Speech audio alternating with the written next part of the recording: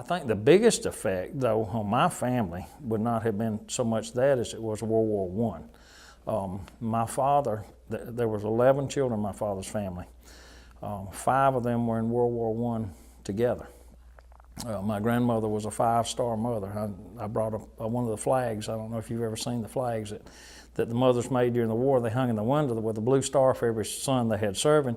And if one got killed, they took the blue star off and put a gold star on the flag. And that's why they called them Gold Star mothers.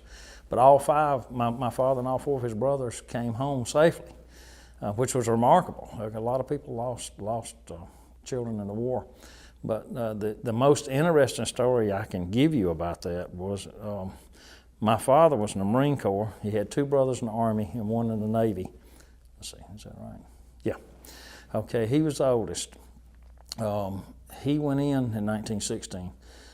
And in 1917, the USS San Diego was a flagship of the Pacific Fleet, and it was rerouted to the Atlantic to escort troop ships and supply ships back and forth between New York and Europe for the war.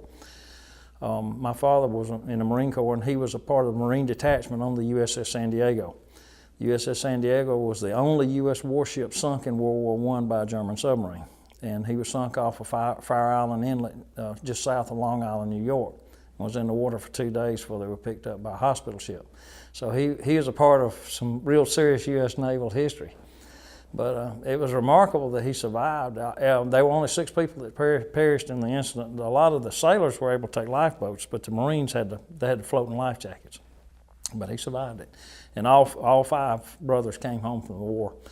But I think World War I had a huge impact on our community because there were a lot of people, that had children serving in the war.